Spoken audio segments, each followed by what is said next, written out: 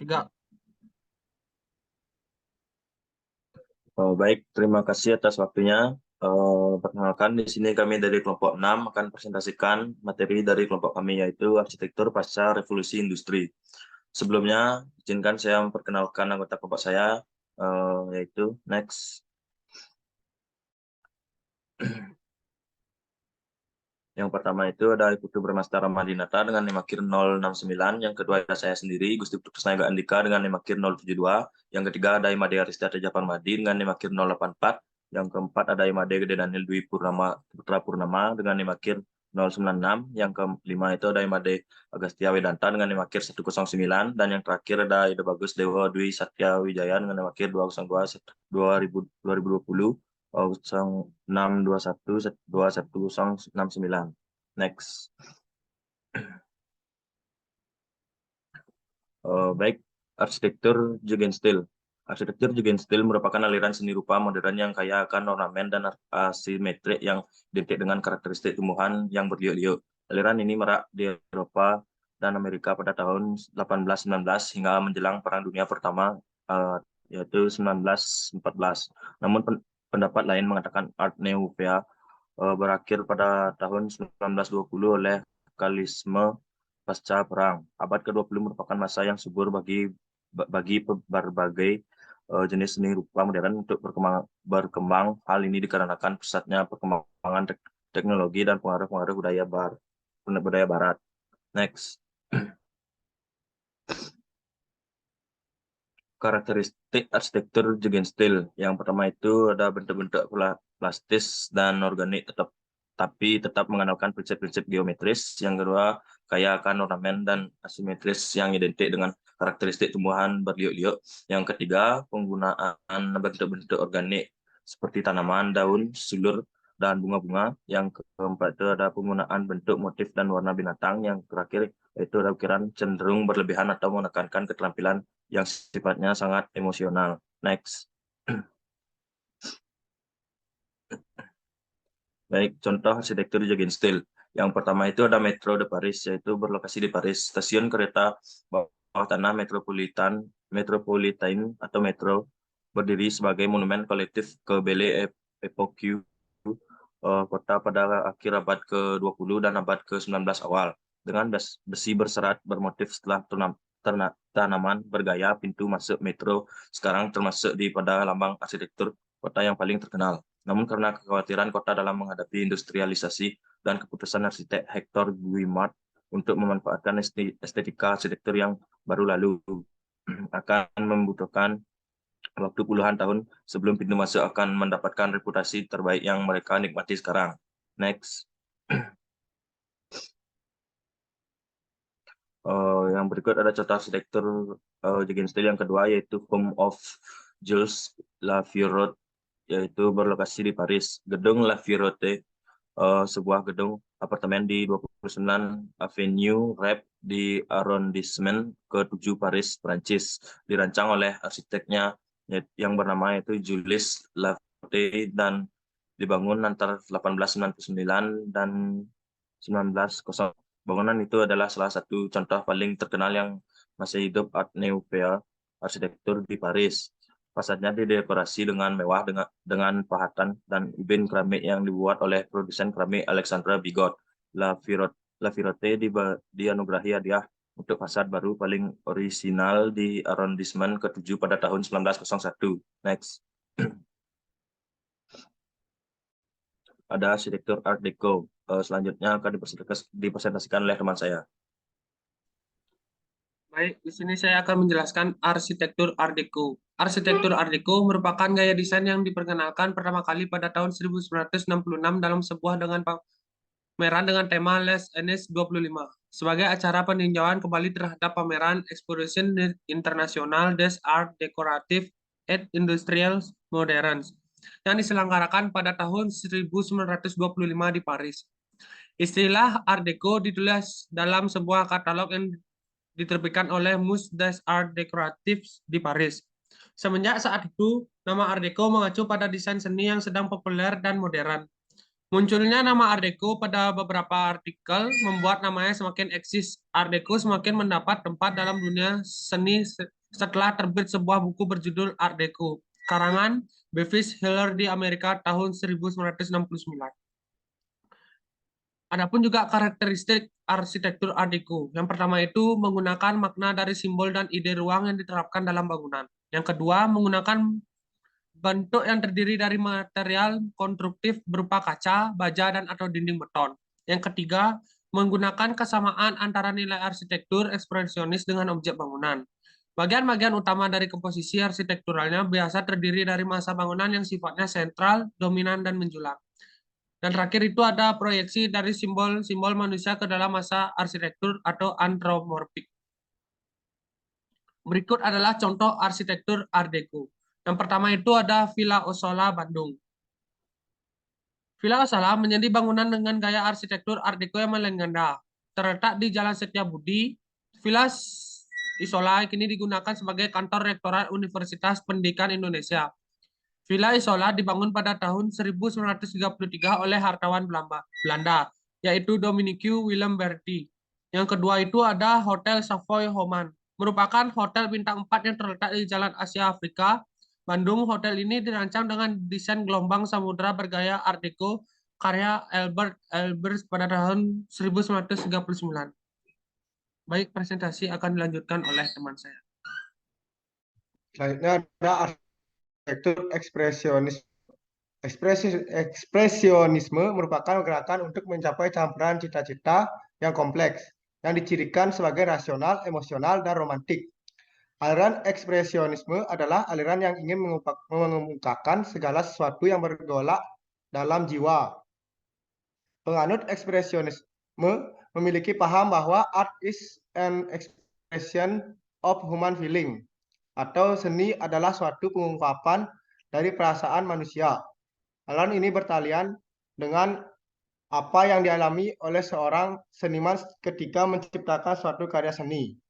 Perintis aliran ini, Benedetto Croce, 1966 sampai 1952, menyatakan bahwa seni merupakan pengungkapan dari kesan-kesan. Art is expression of impression. Next. Selanjutnya ada karakteristik arsitektur ekspresionisme. Yang pertama, menggunakan makna dari simbol dan ide ruang yang diterapkan dalam bangunan.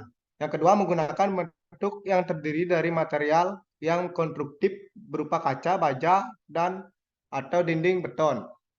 Yang ketiga, menggunakan kesamaan antara nilai arsitektur ekspresionis dengan objek bangunan. Yang keempat, bagian-bagian utama dari komposisi arsitekturalnya biasanya terdiri dari masa bangunan yang sifatnya sentral, dominan, dan menjulang. Yang kelima, ada proyeksi dari simbol-simbol manusia ke dalam masa arsitektur atau antropomorfik. Next. Contoh arsitektur ekspresionisme yang pertama ada Casa Vicent, Barcelona. Casa Vicent adalah komisi besar pertama Antoni Gaudi di kota Barcelona. Menggabungkan gaya gotik dan Mudéjar atau Moor, Casa Vicent mengatur nada untuk karya Gaudi selanjutnya. Banyak fitur khas Gaudi sudah ada di Casa Vicent. Warna cerah, pekerjaan ubin Valencia yang luas, cerobong asap, berdekorasi rumit.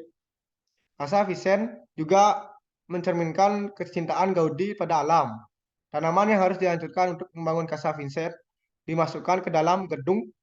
Casa Vicent dibangun sebagai rumah pribadi untuk industrialis Manuel Vicent. Next. Selanjutnya ada Istana Güell, Spanyol. Istana Güell yang terbuat dari batu dan besi memiliki dua gerbang berbentuk lengkungan parabola. Melalui lengkungan besar ini, gerobak yang ditarik kuda dapat mengikuti jalur landai ke kandang bawah tanah. Di dalam Istana Güell terdapat pelantaran yang ditutupi kubah berbentuk parabola yang membentang setinggi bangunan 4 lantai. Cahaya memasuki kubah melalui jendela berbentuk bintang. Puncak kemuliaan Palau Güell adalah atap datar yang dihiasi dua pahatan berlapis mozaik berbeda yang menghiasi cerobong asap, penutup ventilasi dan tangga. patung fungsional atap, mis terobong asap,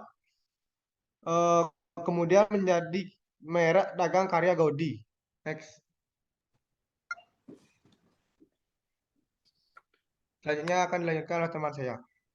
Baik, di sini saya akan melanjutkan presentasi dari teman saya, yaitu arsitektur konstruktivisme. Konstruktivisme adalah gaya desain yang berkembang sekitar tahun 1913 hingga 1920.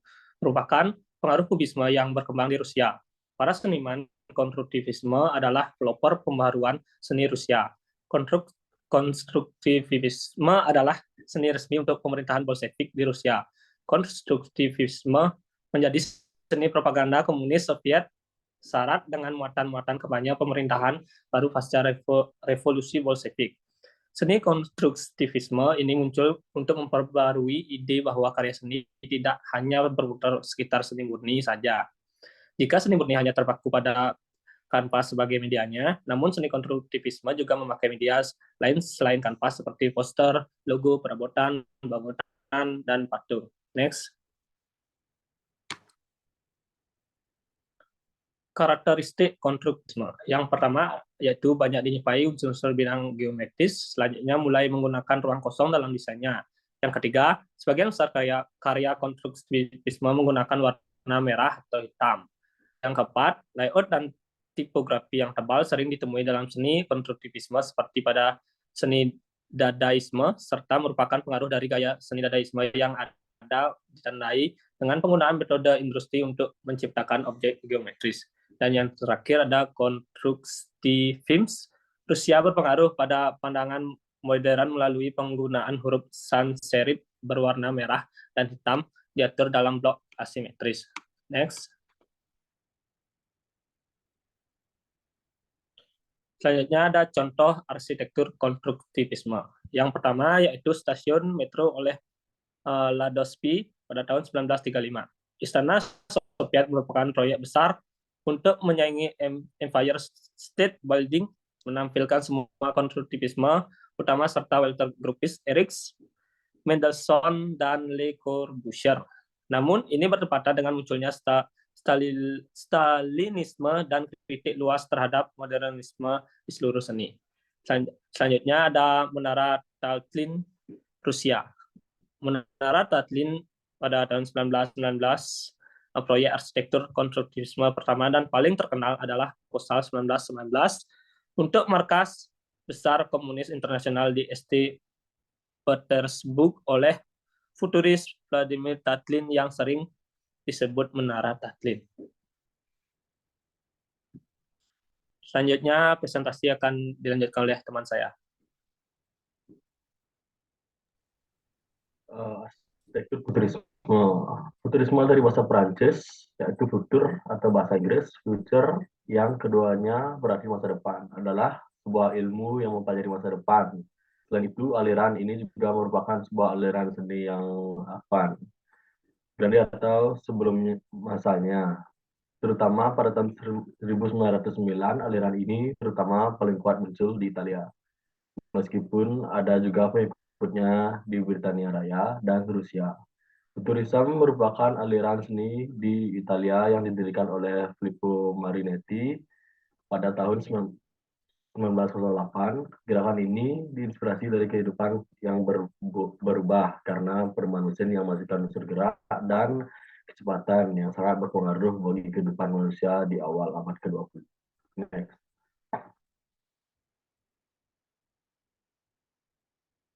Karakteristik arsitektur futurisme, yaitu warna yang ditampilkan desain futuristik biasanya memiliki warna utama putih, kuning, silver, gold, dan hitam. Bentuk futuristik mempunyai sebuah pola dan modular yang menyerupai bulat atau lonjong. Pencahayaan dari gaya futuristik biasanya didominasi penggunaan lampu LED. Furnitur yang ditampilkan desain futuristik memiliki gaya minimalis sekaligus ergonomis. Dekorasi yang sering digunakan desain futuristik misalnya adalah vas bunga, bantal sofa berwarna terang, dan benda kaca yang mengkilap. Next. Contoh arsitektur futurisme, yaitu pusat penerbangan TWA, juga dikenal sebagai Trans World Flight Center. adalah terminal bandara di Bandara Internasional John F. Kennedy, kota New York. Desain aslinya menampilkan atap sel tipis berbentuk sayap burung yang menonjol di atas bangunan terminal utama. Koridor keberangkatan dan kedatangan berkarpet merah berbentuk tabung dan jendela-jendela yang tinggi. Katedral Barslia adalah katedral Katolik Roma yang melayani Barslia, Brazil, dan berfungsi sebagai kursi Keuskupan Agung Barslia. Bangunan ini dirancang oleh arsitek Brasil Oscar Niemeyer dan diproyeksikan oleh insinyur struktur Brazil, yaitu Joaquim Cardozo. Dan selesai dan didedikasikan pada 31 Mei 1970. Katedral adalah struktur hiperboloid yang dibangun dari 16 kolom beton, masing-masing seberat 90 ton. Next.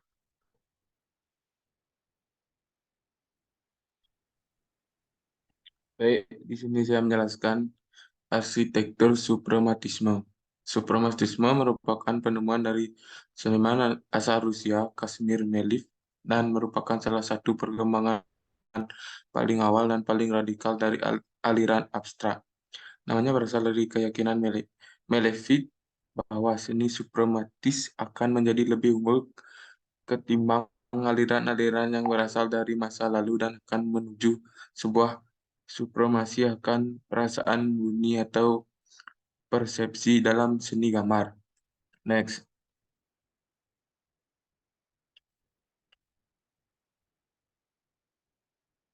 Arsitektur suprematisme. Karakteristik suprematisme menggunakan bentuk geometri dasar atau lingkaran, persegi, garis, dan persegi panjang sebagai bahasa baru yang radikal. Nah, selanjutnya penggunaan warna yang terbatas dan menjelaskan tentang absolut dan emosi yang murni. Next. Contoh arsitektur suprematisme. Perumahan Spittelau di Venadan Studio Seniman yang secara efektif menyalin seperti pita melalui di sekitar dan di atas teluk melengkung dari jembatan kereta api bekas yang merupakan struktur yang dilindungi. Bangunan baru berinteraksi dengan jembatan dengan cara yang disengaja menghasilkan banyak ruang dan pemandangan eksterior dan interior yang berbeda sampai dampaknya ditingkatkan oleh infrastruktur di sekitarnya. Next. Baik, di sini saya akan menunjukkan presentasi, yaitu arsitektur D-style. D-style adalah gerakan seni di Leiden, Belanda yang diprakasai oleh Theo van Doesburg, seorang arsitek dan pelukis pada tahun 1917. Konsep ini berkembang seiring terjadinya Perang Dunia Pertama yang berlarut-larut.